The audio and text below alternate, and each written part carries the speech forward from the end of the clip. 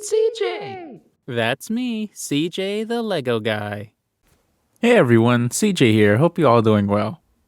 And we're back with another review recap video. And this time, we'll be covering all the little bits and stuff to remember about all of our characters of X-Men 97 just before the finale drops later this week. Instead of doing a whole review as I did with the Bad Batch Season 3, I'm just going to talk about the more character key moments and use this video as a refresher to see where our all characters have been through this whole season and where they're at now just before the final chapter starts. So let's get right onto it, because there's a lot of stuff to talk about with our characters. Also, if you like the video, drop a like and consider subscribing if you're new, and definitely leave a comment, for I'd love to hear your feedback as well. So let's jump right on to it, bub.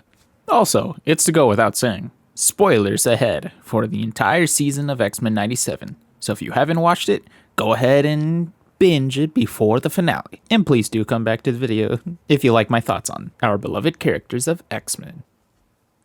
First off, we've got Bishop, the man at a time and from the future, who throughout the beginning parts of the season was just trying to get his technology to work again. But thankfully he hadn't left before he intended to, given the whole Nathan Summers technovirus disease thing that Mr. Sinister had given him during that first initial arc of Mr. Sinister taking on the X-Men because of the whole Madelynne Pryor, Jean Grey clone thing and trying to get back at Scott for everything. So naturally, once Bishop's time jumpy portal device thing finally got fixed up, and thankfully the plot required it to do so in such timing, Bishop went back to the future. And unfortunately, that's the last we see of him. But here's to hoping that we'll see him in the finale to help out with the final battle stuff, but I doubt it. Maybe they're saving Bishop for season 2 as a post-credit scene, maybe. That would be interesting. But yep, that's it for Cable for now. Or for Bishop for now. Forge is up next, so we'll talk about him. Unfortunately, he doesn't get a name card or a nice little label, so here's his little name tag. But yeah, Forge has been out on his own in his own little home, and thankfully he came to the plot in terms of rescuing Storm and helping her out from her entire existential crisis, seeing as though her powers were taken from her. And during her whole darkness period, he managed to help her out and finally move past the revelation that he was involved in the creation of the anti-power technology that so many people have been using. And it's the cause of Storm's loss of power. And through this whole spiritual journey that he helped Storm go through, he was a very great support to her. And the two of them fall in love, which is a pretty good little ship between the two of them, seeing as though they're both strong characters and they both rely on each other's strength as well, making each other stronger. So I thought that was pretty cool. And so naturally, when he joins Storm and the others at the end of the season, he helps Beast try to make a anti-power tech, but seeing as though what she went through, Storm destroys it, so they try to hack up another plan, which is going to be very exciting to see once Forge manages to have his little character moment during the finale. We shall see. Also, it's pretty cool that with the whole electromagnetic wave EMP blast that Magneto did all over the whole world, Forge's cybernetic leg still works because of he anticipated something like that. So that just shows how great of a tactician and a mechanic Forge is. Jubilee is up now, which she's always been such a spunky character, and she still retains that in her character this season, but she feels more confident in herself, which is very natural thing, seeing as though she's had plenty of growth since the first episode of the first series. So it's cool to see that she still retains her personality while being a lot tougher than she was before. Plus, it was really nice to see the whole laid-back side of the X-Men storyline, but with her and Roberto's storylines, especially during that, I believe it was episode 4, Motendo, where it was more focused on them two, but particularly Jubilee as well. And I thought it was a pretty good thing to have Jubilee be like the source of levity when certain characters can't provide that comedic relief. And naturally with the whole separation of the teams when at the near end of the, I believe it was part 1. Was it part 1 or part 2? No, it was part 2, where Magneto had went to the X-Men for one last appeal to join his side. Roberto did join him, so naturally Jubilee has a thing against Roberto, which they were indeed dating right? Yeah, they were. So it was nice to see that the conflict between Jubilee and Roberto was the whole thing of the connections with his parents, his family, and then now his turn to Magneto's side, which can't really blame Roberto, but at the same time, it's definitely understandable that Jubilee definitely hates his guts for his decision too. So I thought that was pretty cool, and we'll see how Jubilee handles the whole situation once the aftermath scenes of the finale take place. So it's cool to see that Jubilee is still a fun character.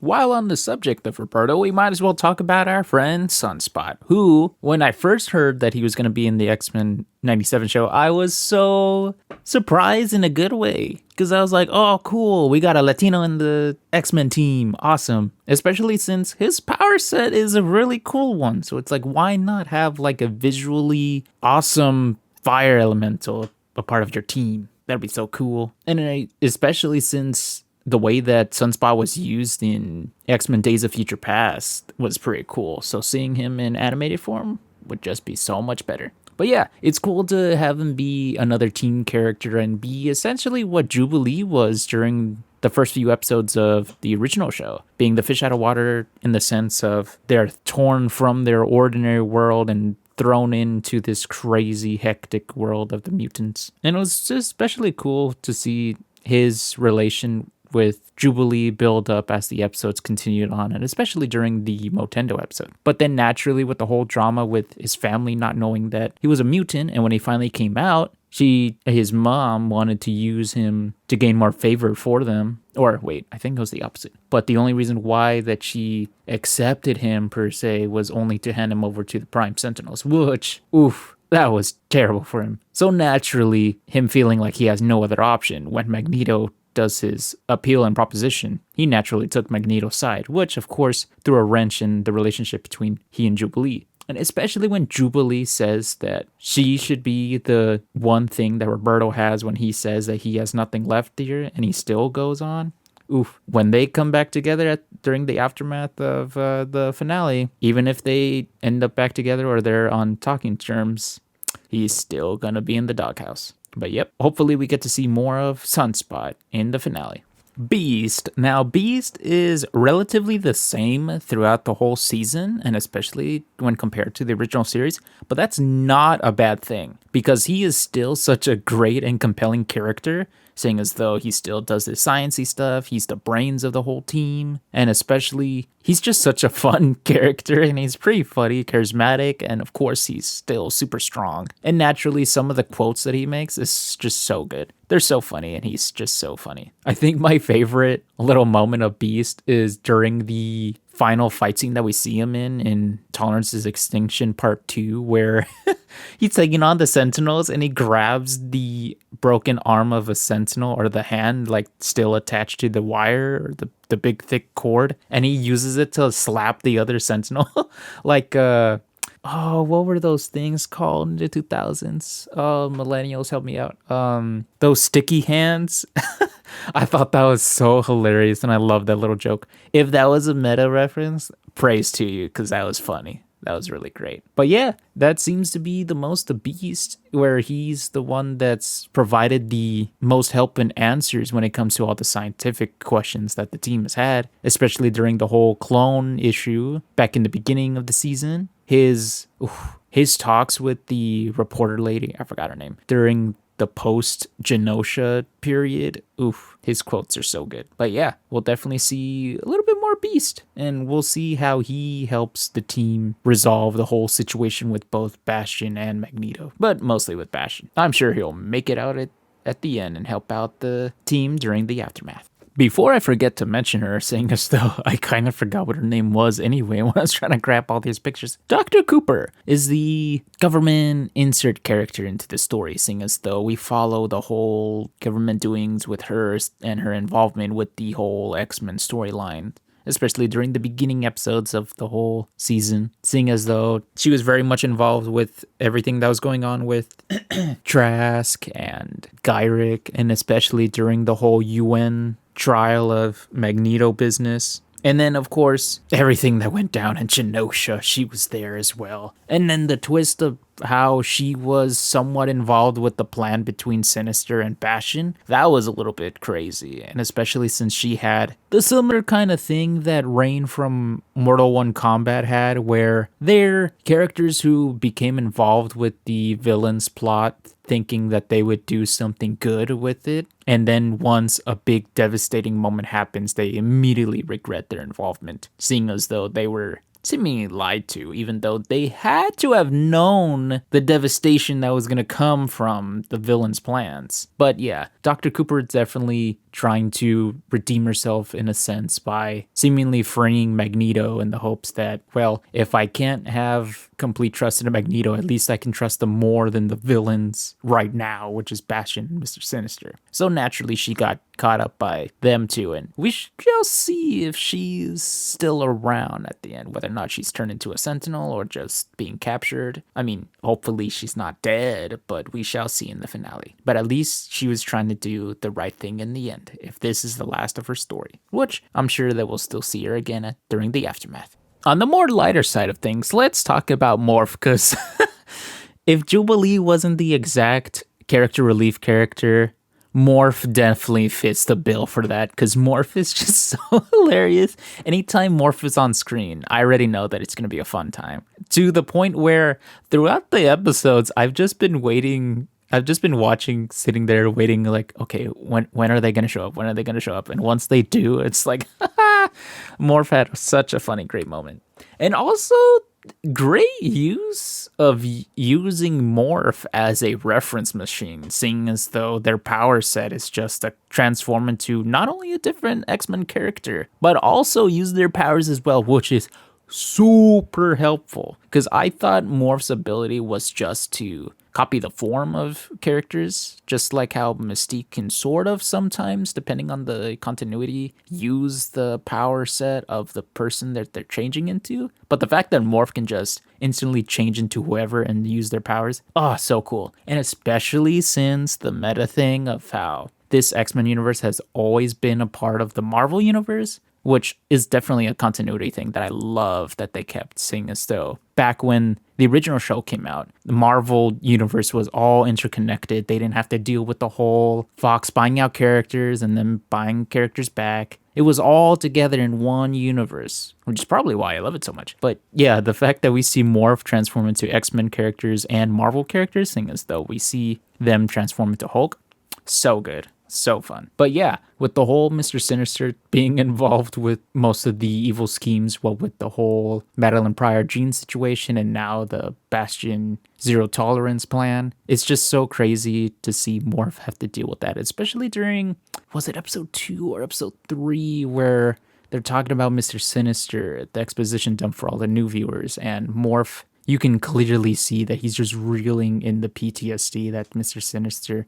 that they are just reeling in the PTSD that Mr. Sinister has inflicted upon them. And it was just so cool just to see that little character detail within them. And I just love Morph overall. Morph is just such a fun character. It's just natural. Just the identity thing, the power set, the personality, the attitude. Such a great source of levity, and I love it. Here's to seeing that Morph has a really great little moment at the end, but seeing as though there's so much character plot to go through for the finale, it's okay if they don't. As long as they have a final little joke, that'll be awesome. That's all I would like. Professor X. Now, Professor X has been a very interesting character, seeing as though the end of the series has him seemingly dead in the eyes of the public, seeing as though he was fatally wounded, but because of the Shi'ar Empire and Lilandra, his longtime love, said that in order to keep him alive, she would have to take him with him up in space and for him to stay there with her. Naturally, they set up the lie that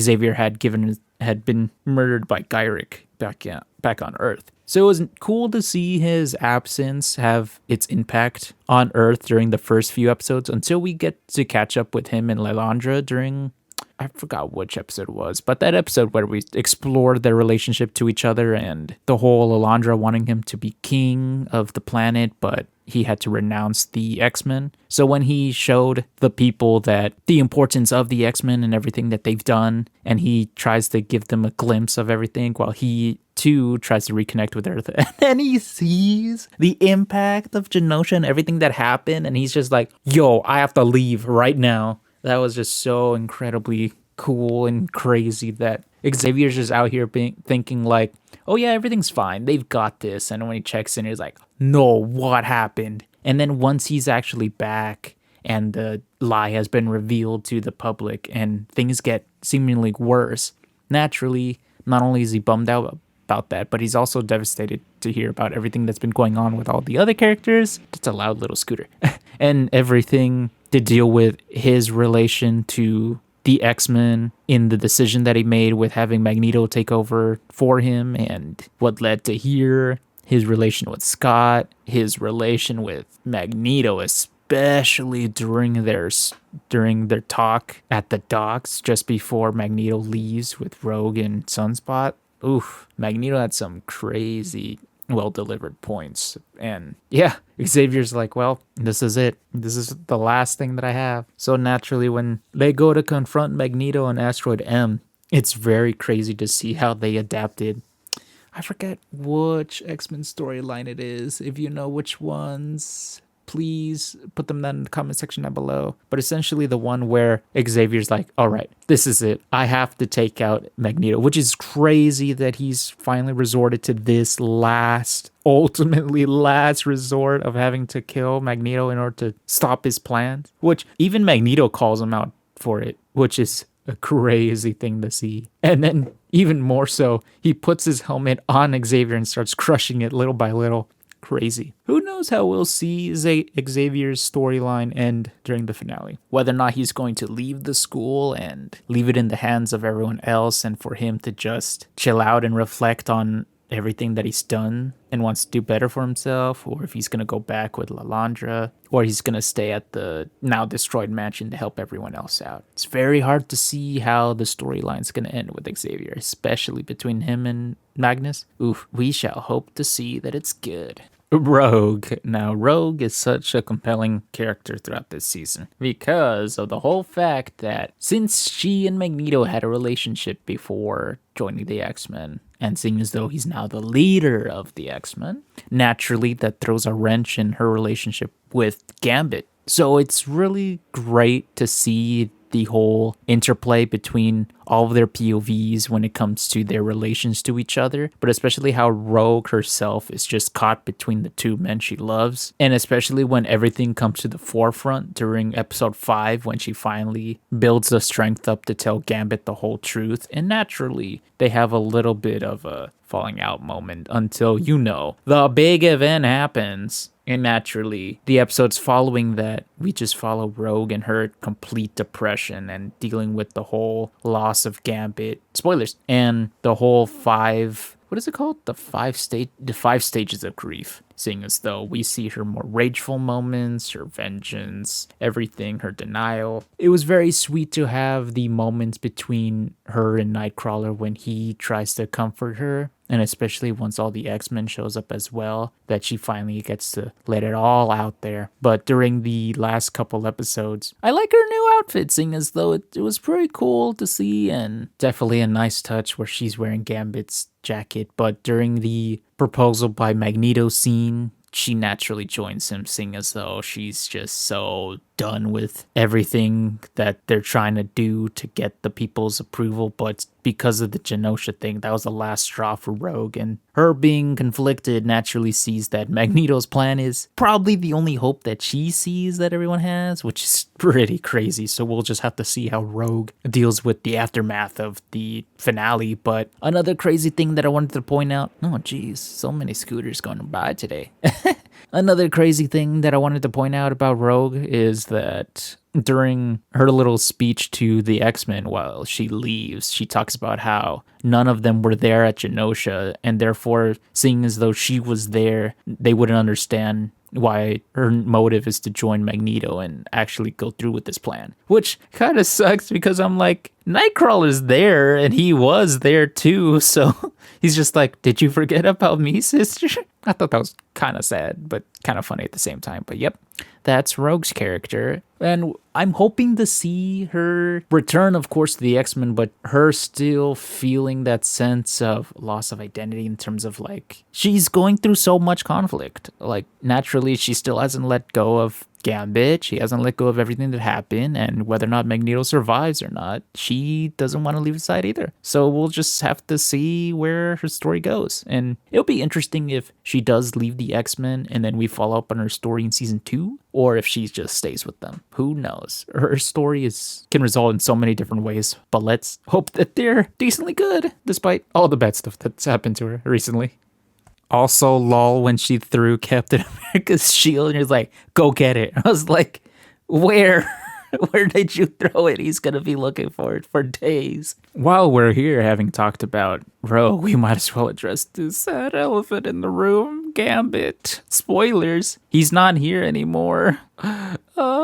Yeah, Gambit has just been going through so much during the beginning of the season. I love how the first episode just opens up with everyone super, super happy. And then episode 2 is when everything starts to change for all of our characters, especially our boy Remy. Seeing as though his world just flips upside down, not only with Magneto joining, becoming leader, but also the fact that he slowly but surely finds out that he and Rogue have a thing, which comes to the forefront with the whole conversation with Rogue just before the Genosha event. And naturally, during that said event, Gambit was just so incredibly cool. He caught up with everyone else and was helping out during the fights with the Uber Sentinel thing that I forgot what it was called. But man, the way that Gambit was fighting with Rogue and Magneto and everyone else was just so incredibly cool. And definitely his whole last scene, amazing, excellent even, especially his last line, name's Gambit, remember it? Oof, I remember so many people were devastated afterwards, even me. It was just so hard to like think of anything after that episode dropped. But yep, even though we got the plot twist that Magneto also survived that event, seeing as though Magneto seemingly died there too, it was just so sad, that final scene where Rogue's holding him with her bare hands, and that was just a clear sign that yep, Gambit is gone. It was very reminiscent of the scene of Wanda with Vision's severed body parts in WandaVision, where she can no longer sense him. I thought that was an incredibly great and sad scene between the two of them. And of course, naturally, during his funeral when Nightcrawler gave some words about Gambit, it was just so incredible and pretty sad too. And unfortunately, that's the end of Gambit's story in X-Men 97. I thought that they would bring him back in some sort of convoluted thing, but I think his death is permanent and will be a definitely chapter in all of the characters' stories from here on out, especially Rogue's. And he will always be remembered as the most underutilized X-Men character in the movies and one of the most beloved characters in the animated series. While we're on the subject of all these characters, Nightcrawler. Now, Nightcrawler is a character that I was super excited to see and completely didn't realize he was already on the team. So, seeing as though we got introduced to him in Genosha and the Genosha event, and naturally when he becomes a standing member of the X-Men, I thought that was so cool. And especially since he uses 3 sabers at once, so awesome. And especially when he's taking on the Prime Sentinels, so cool, and just such a good use of a weapon with his moveset. So incredibly awesome. And I definitely love his character too, and his design. It's so great. Always so great. There's a lot of noise outside today. But yeah, definitely Nightcrawler is a really great addition to the team. And his story is pretty much naturally he wants to help everyone, mutant kind, humankind, doing the right thing, and especially his sister, who he tries to comfort in that one episode, and then he feels genuinely hurt naturally when Rogue is like, none of you were there during Genosha and you don't know how it feels. And he's just there like, hello. But also, it was very cool to see him join the team, and he's gonna take on the villains at the end, which he definitely puts in work as well. And we'll see just how much he does during the finale. I definitely want to see more Nightcrawler, for sure. Even though it seems like he doesn't have much to do or say throughout the whole season, or at least the episodes that he's been a part of, the moments that he has had, he's dropped so many good lines. So it's definitely quality over quantity when it comes to Nightcrawler, especially the line that I just love to highlight, which I did mention in the Bad Batch review that I had thought of that line but didn't remember where I got it from. Turns out it was from Nightcrawler himself, which is natural. That blood is blood, but family is the choice. Oof, so beautiful. Such a beautiful line, and it's definitely true. Love Nightcrawler. Definitely came out to be one of my favorites and bamfed into our hearts and minds as one of the greatest characters of the X-Men. Storm has been such an amazing character all throughout the original series, and especially this season. And especially when they decided to change up her storyline, seeing as though she's had a really great look in the beginning too, and all throughout, not gonna lie, all of her outfits, all of her styles are just so incredibly great, and we love it. But it's just so cool how the first episode really finally showed just how much of an Omega level threat that she is, with her power set of controlling the elements of the storm, which is so incredibly cool and was really great how they showed it in episode 1. So naturally, when the twist came in episode 2, where she managed to save Magneto and had her powers completely, I was going to say switched off, but more like when she completely lost her powers during the Executioner attack. Oh boy, that was a completely change to the status quo, and especially how she was talking about the prospect of the possibility of whether or not what she would do with her life if she had no powers, or just her appreciation of it, to just lose it all and just be thrown out of her ordinary world and into this new one. So incredibly devastating, but it was especially pretty great of a storyline to have her not only meet Forge, go through the things that they went through, but for her to overcome all of her insecurities in the form of that owl thing, who is called the Adversary? Is that what the owl thing was called? Please do correct me in the comment section. But yeah, to see her come through all that adversity and finally not only face her fears and overcome them, but somehow that also grants her her mutation back and she gets her powers back. And I feel like my headcanon would say that her electric powers are even stronger now. And plus, they gave her a new outfit, which is such a good outfit too. And plus, it's a reference to something that I'm going to mention near the end once we get through more of those costumes as well. But definitely such a great look and such a great new piece of her character. And especially when she came back to go help everyone else, definitely great stuff for Storm throughout this season. Can't wait to see more of it in season 2, and especially during the finale when she helps out during the final conflict. Mr. Sinister, who is a character that I never thought that I'd like based on his voice. His voice will turn very sinister voice and vibes. Aside from that, yeah, Mr. Sinister has always been such a crazy villain, and it was pretty cool to see that from the get-go, it was almost a red herring, or almost the sense of how 97 was promoted to have Mr. Sinister be the main villain, seeing as though Magneto would be a part of the team. So naturally, we needed a big bad to fight during this season. So it was pretty cool to see Mr. Sinister be the main antagonist throughout the first few episodes, and especially during the whole clone scenario with Jean and Madelynne Pryor, and of course the thing with Cable too. So it was pretty interesting to see him be involved with the main villain role. But the twist that Genosha wasn't even him, that it was someone else higher than him, that was a crazy twist. And definitely cool to see that although Mr. Sinister is one of the toughest villains for the X-Men to fight, that he is very much subordinate to Bastion and his plans. So it would be very interesting to see that after the finale takes place, whether or not he's going to betray Bastion or somehow save the X-Men in some way by foiling Bastion's plans or trying to betray him or something like that.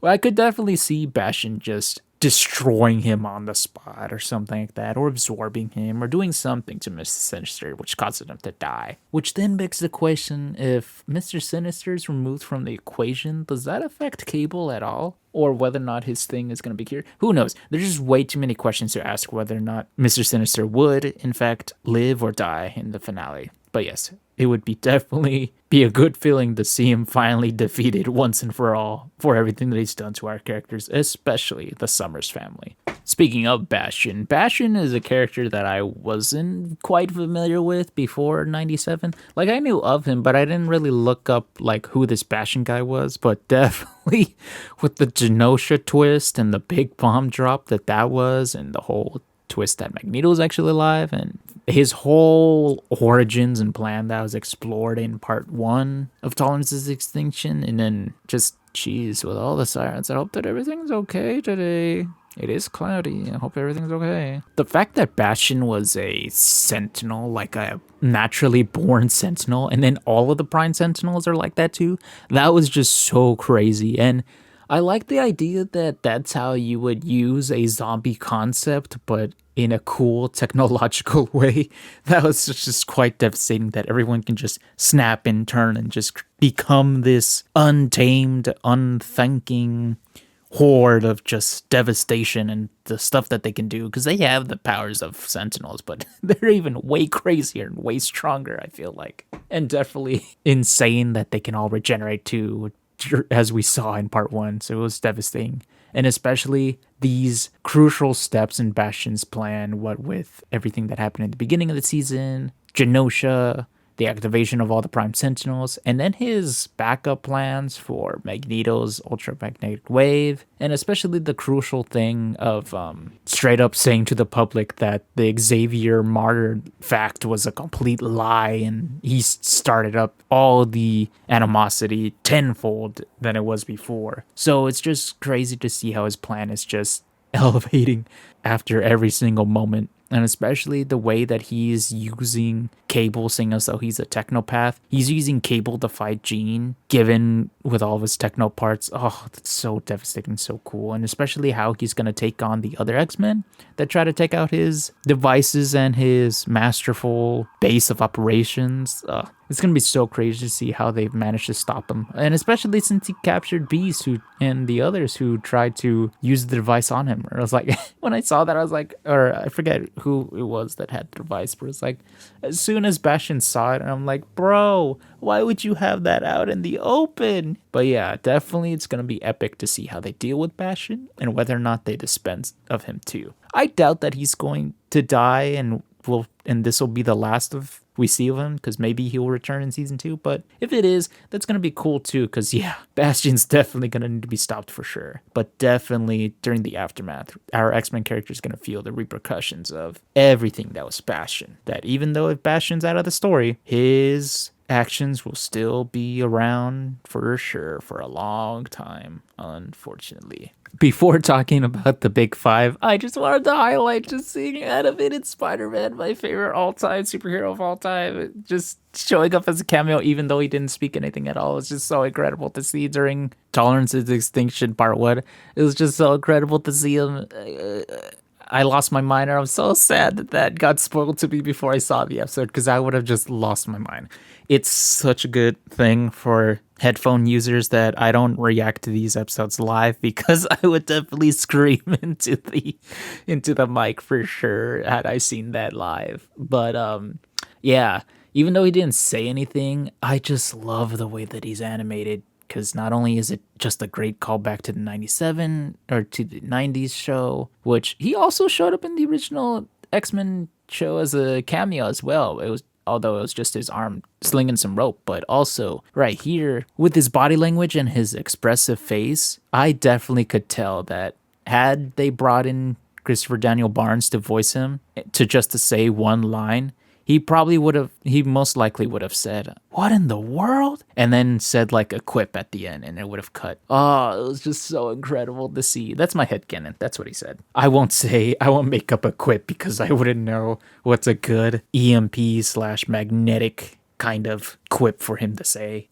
But yeah, I definitely just wanted to just say this one thing about my all-time favorite character. And would definitely agree with everyone, including Christopher Daniel Barnes, that if they made a continuation, remake, reboot thingy, new stuff for the 90s animated series for Spider-Man, I would so definitely love it. Marvel and Disney, you have money on your hands. Do it. But if you do it, please do it well. All we're asking.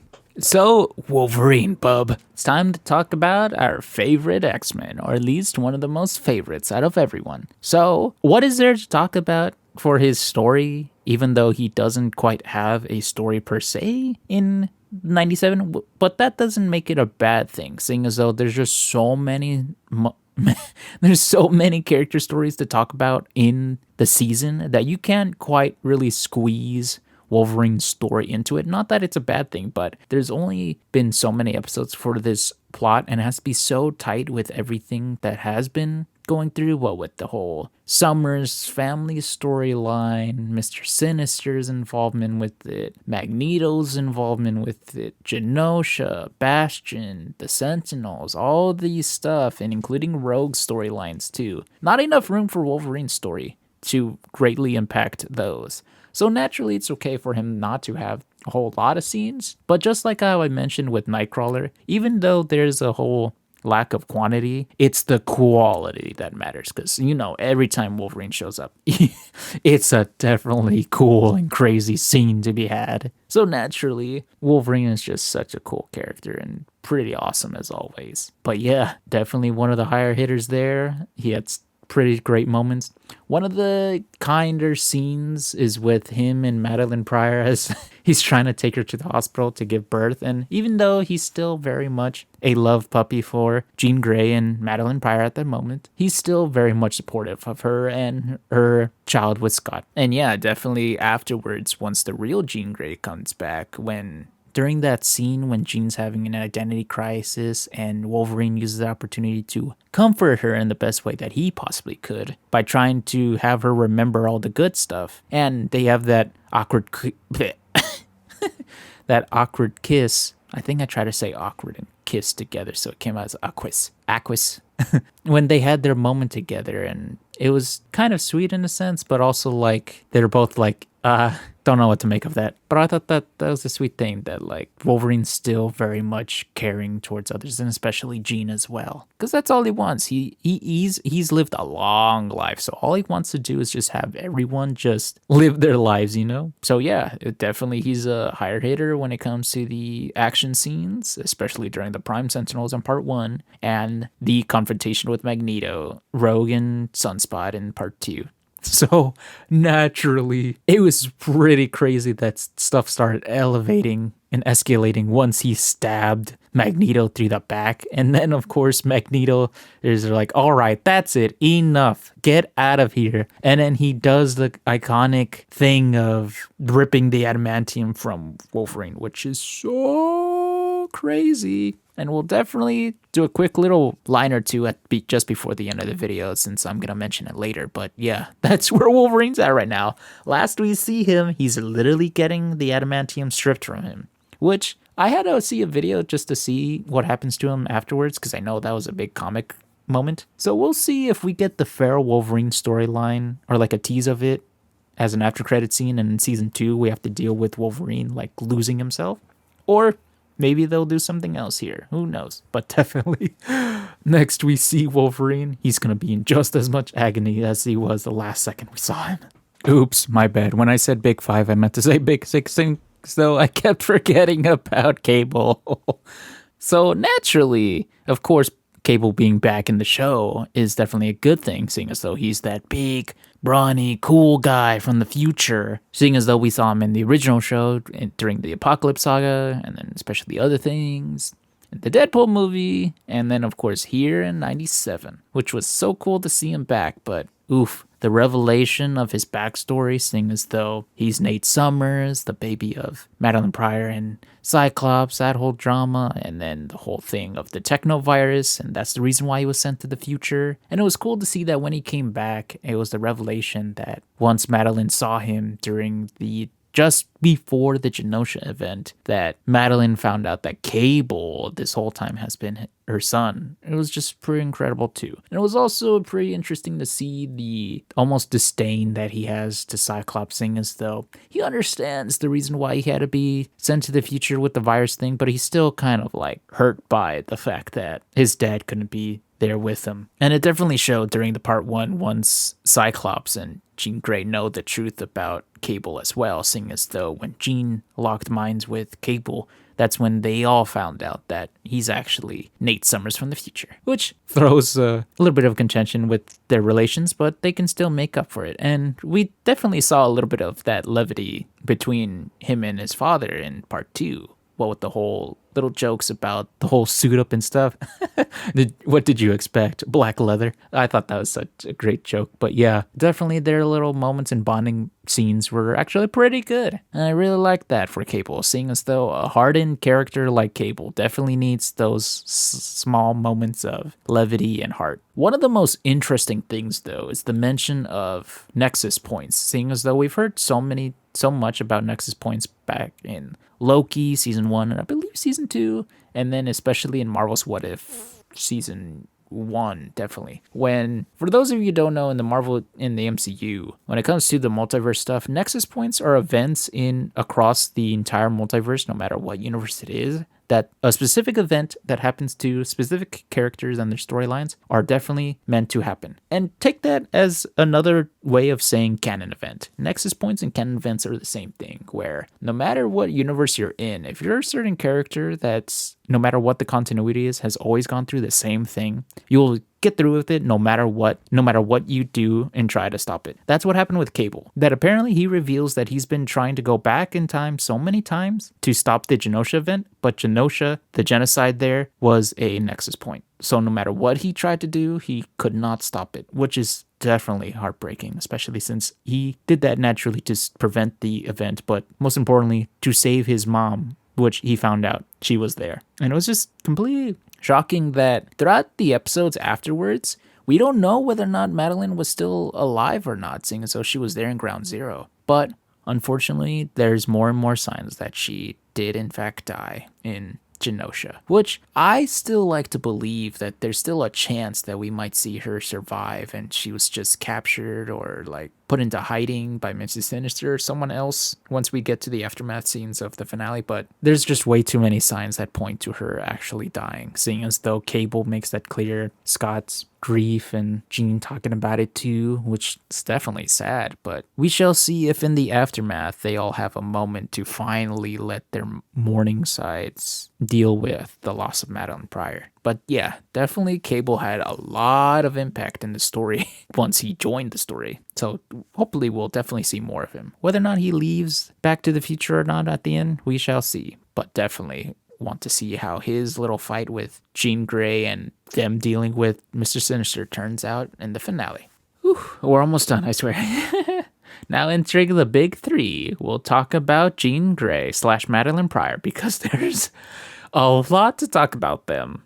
So as a kid, watching the original series, I kind of never really liked Jean Grey, to be honest, just because of the whole, like, not to say that she was a damsel in distress or not, but maybe it just happened to be the coincidence that the episodes that I saw live on TV, shoutouts to Toon Disney Channel 292 on Jetix, that anytime that I caught an episode, it was just her having to be rescued by the others, and of course, the meme of her always screaming, which I forgot to do the meme screaming for Professor X too, but that's fine. So seeing her in 97 in the promos being more of an action role and stuff, I thought that was super great for her character and made me really like that fact and really anticipate all of her action scenes too, which both her action scenes and her more emotional scenes in the season was so incredibly great, and I just loved every moment of it. Plus, when they dropped the bombshell of the whole clone conspiracy thing between Jean Grey and Madelynne Pryor,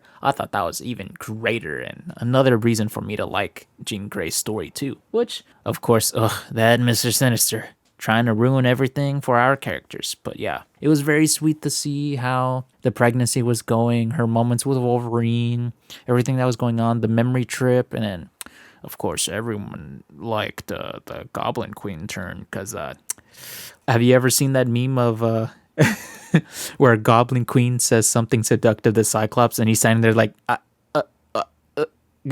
guys, I thought that was just really funny. But yeah, definitely once Madelynne Pryor becomes her own character and she has a moment with Jean Grey, it was pretty nice to see them both move on with their lives. It was pretty cool too to see Madelynne be an active role in the Genosha stuff. It was pretty messed up when Jean catches them both having like little memory trips. And of course, naturally, the monkey wrench that is Madelynne Pryor in the relationship between Jean Grey and Cyclops, seeing as though Cyclops does in fact love both women. And naturally, at first, Jean Grey is very broken up about it, not sure how to feel about it. The same with Cyclops, but for her, it is on a different personal matter. So naturally, seeing them have like personal little secreted meetings with each other, naturally she blows off on Cyclops about it. And just like I mentioned in the Wolverine part, she does have a moment with Wolverine where she's emotionally vulnerable, but it is very nice and sweet to see Jean Grey and Scott come back together and put aside the differences and realize that love is love, and they still have each other, and they still make each other greater, and they still have each other no matter what, and they're loved for one another. And definitely this is all because Nightcrawler comforted her and her insecurities about the whole identity thing. I just love it when Nightcrawler talks about how even though it's not you who experience those things, you still have the feelings that came from said experiences. So those are your own too. So naturally, when it's her turn to comfort Scott over everything, especially when post Genosha, when they try to find Madelynne there and they have no avail, it is pretty nice to see that Jean Grey has managed to comfort Scott, and they both come out on top and very much stronger as well. So it was definitely nice to see them two bond with each other, and especially during their last moment before the final mission, where they split off to the other teams. That was pretty great too. And seeing as though it's pretty nice to see Jean Grey have moments with Cable too, seeing as though he's very much been trying to dodge her, seeing as though she looks exactly like his mom, but isn't his mom. But it's nice to see that they both have that sense of levity as well towards each other. It was definitely crazy too, with the twist that when Cable turns up all mind-washed or brainwashed and starts to attack Jean Grey, and it seems like she's either gonna die from that blast or be severely injured from that blast, seeing as though she makes one last contact with Scott and saying, "I love you." That's a clear sign that something bad's gonna happen, but hopefully not. And that Jean Grey and Cable can still be close together. And it's so sweet that she's looking out for him too and sees him as her son. So it will be definitely great to see Jean's character storyline continue on with the characters and see where it goes from here on out. Oh boy, 2 more. So Cyclops is a very interesting character, seeing as though he's always been front and center, but especially here in 97 with him taking the role of the leader of the X-Men with Xavier leaving, which in the beginning of the season, it was great for them to highlight that he has insecurities of being leader, that he's always been looking forward to leading the team, but he never thought that it would happen without Xavier being there to help him through it. And definitely he seeks comfort from Jean Grey, who was Madelynne at the time, but still, he definitely needed the courage in himself to go through with it, even though he showed clear leadership in the first episode, and especially the first couple episodes as well. So naturally, when Magneto comes in and is the true leader of the X-Men, there's the monkey wrench that shows Cyclops' character when he tries to be a better man for himself. And not only that, but then in episode 3, when it deals with the whole thing of the clone conspiracy, his insecurities brought forward with not knowing what is true and what's not true. And then, of course, having to do the one thing that he's never wanted, the one thing he's never thought he'd have to do is abandon his son. But even though he knows that it's in the hopes that he would be cured in the future, Cyclops is regretful that the one thing that he's wanted to do with his child was be there, since his dad wasn't there for him. So having to leave his son was the next devastating thing for Cyclops to go through. And naturally, once he was trying to get his footing with Jean Grey and Madelynne and trying to figure out all that stuff with himself, since he loves both of them, of course the Genosha thing happens and the search for Madelynne Pryor was top priority for him. And once everything doesn't go the way that he had hoped, he still has Jean Grey in the end, who always does her best to comfort him no matter what, which always works out for him in the end. So naturally, during all the fight scenes, just Cyclops just using his optic blast the way that it should be. Oh, it was so cool. His fight scenes are so good. So definitely him showing his leadership in the final conflict in part 1 and part 2 was so incredibly cool. And definitely shows that he is definitely the tactician and best leader for the X-Men. And especially when it comes to the great grand moment that the plan he and Xavier had was, all right, let's take out the helmet. I'm going to take over Magneto, drop the EMP, so then that way we can stop Bastion and bring back everything back to order. But thankfully, with the whole message from Jean Grey that everything's going wrong on that front with Team Gold. They're Team Gold, right? I think Cyclops is leading Team Blue and Jean is Team Gold. I don't remember which team. Which, I love that Easter egg of the Team Gold, Team Blue, seeing as though if any of you also still have your 90s card series of the X-Men cards, not necessarily a card game, but the collectible cards that showed all the characters as well.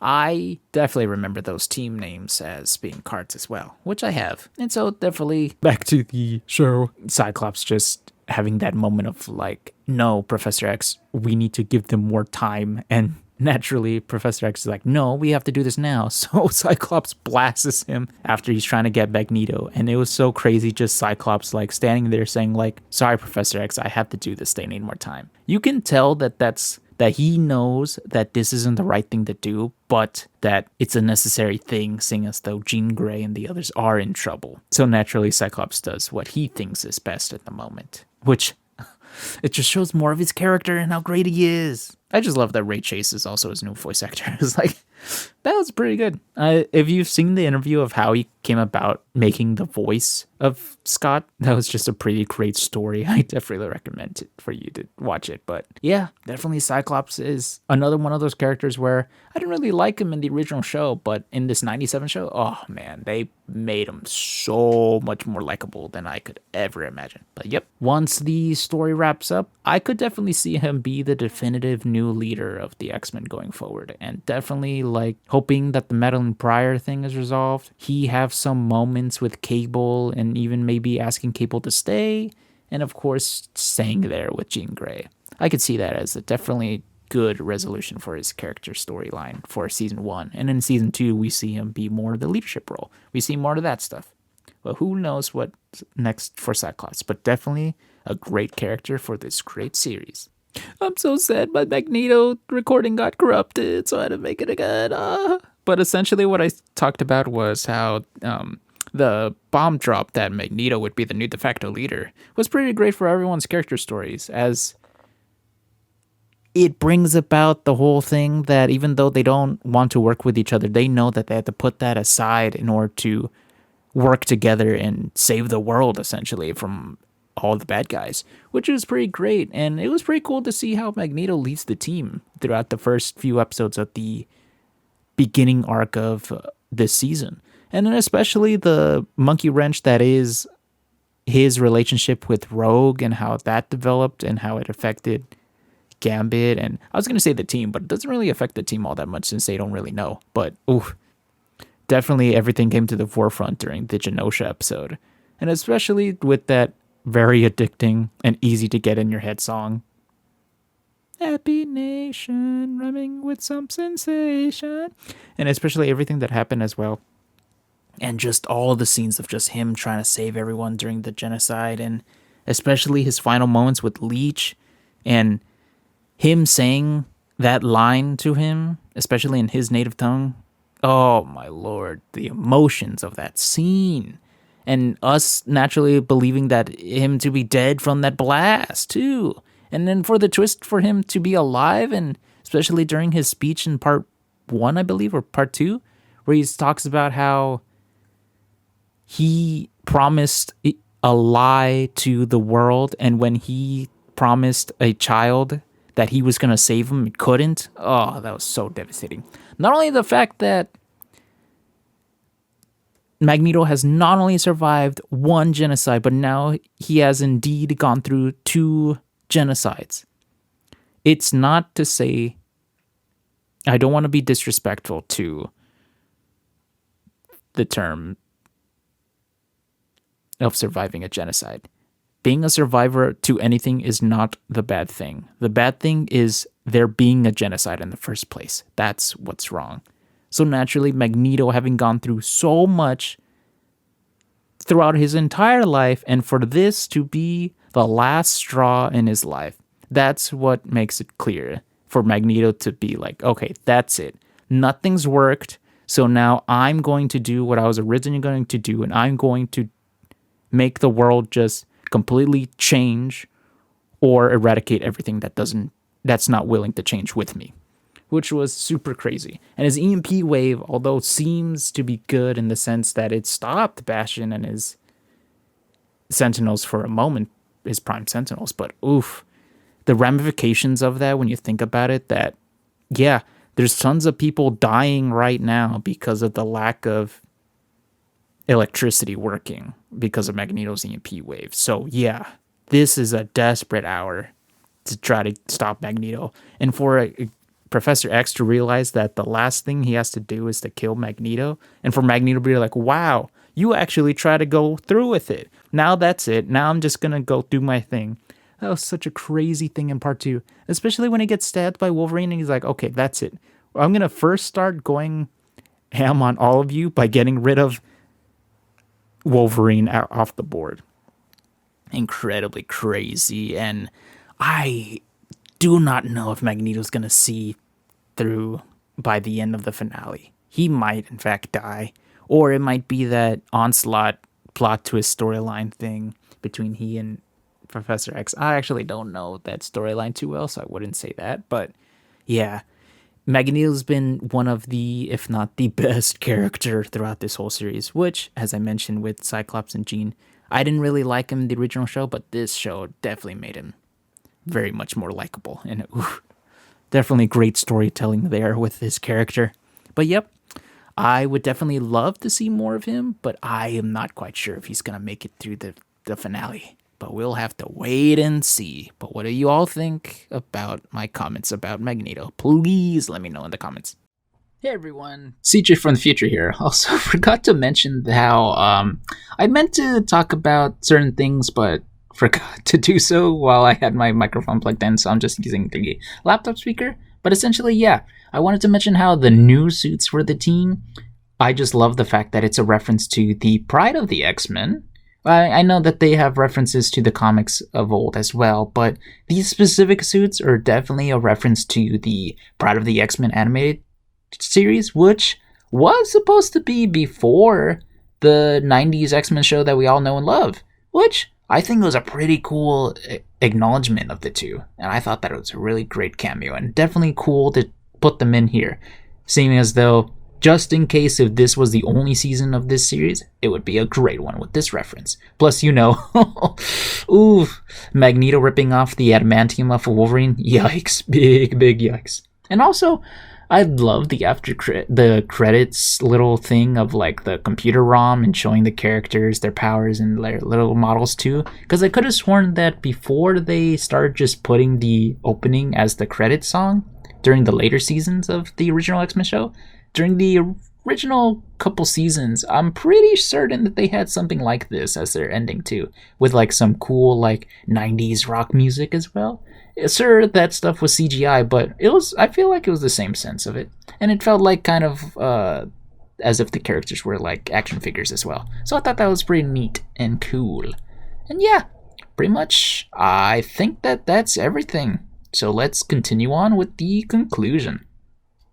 And thus with that, we wrap up this season review, or character analysis review on X-Men 97, which just want to mention, I just love the fact that it's called X-Men 97, not just because it's a cool way to title the sequel series to X-Men, but being born in 97 kind of makes me feel special and old at the same time. Now I know how some of you may feel now, but yeah, definitely a great season overall, and definitely great to have the 90s storytelling of Marvel back in the forefront with this series. And here's the hoping that some of the other 90s series, or even series that were canceled back in the day, get brought back to light.